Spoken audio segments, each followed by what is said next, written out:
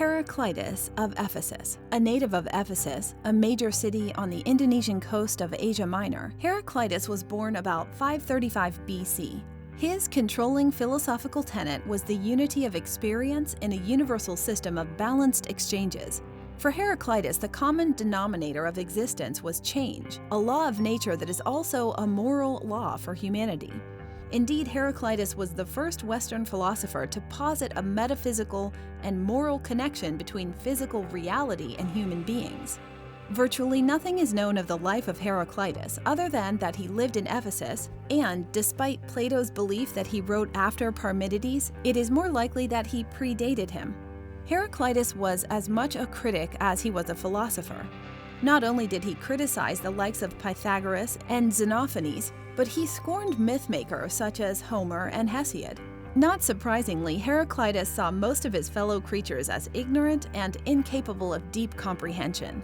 He characterized the mass of humanity as sleepwalkers through life. Nevertheless, he did believe that the right message was capable of bringing enlightenment even to the dense mass of humanity. He had a great faith in language as the vehicle by which humanity would learn that all things are one.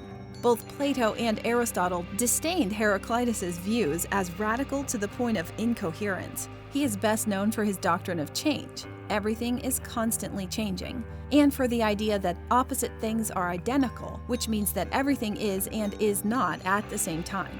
In fact, his concept of the system of the universe was more subtle and idealist. True reality is characterized by universal flux and the identity of opposites. In his famous river metaphor, Heraclitus declared, "On those stepping into rivers staying the same other and other waters flow," a statement Plato recalled as a metaphor likening existence to the flow of a river. He says, Plato wrote, "You could not step twice into the same river."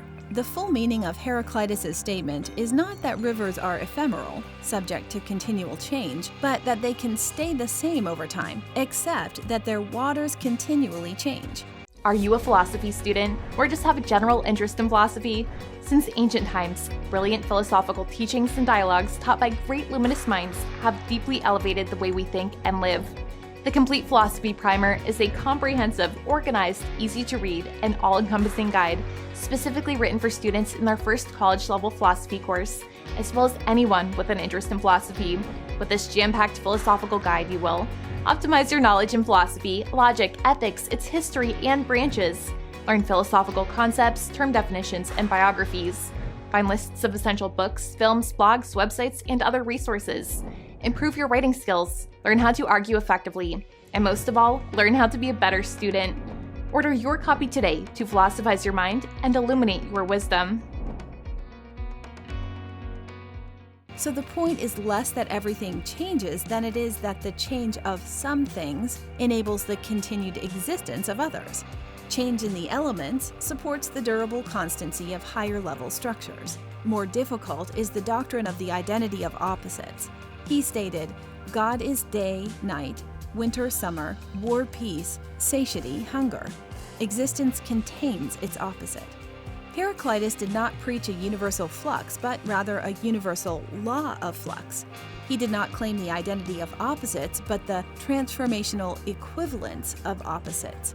Heraclitus called the world an ever-living fire, observing all things are in exchange for fire, and fire for all things, as goods for gold and gold for goods. Fire is constantly changing, but the processes it drives do not change.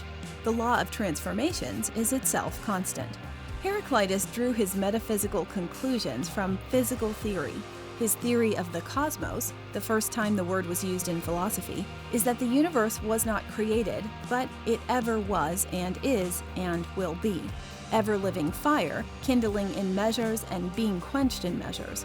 He speaks of how fire is transformed into water, the sea, half of which transforms back into fire, so-called fire wind, and half into earth. There is then a sequence of elements, fire to water to earth, all interconnected. Heraclitus was above all a philosopher of nature, but he was also a metaphysician who struggled to define the soul, and a moralist and philosopher of society and law, arguing that the human cosmos is like the natural cosmos in that both reflect an underlying order. Heraclitus died in Ephesus in about 475 BC.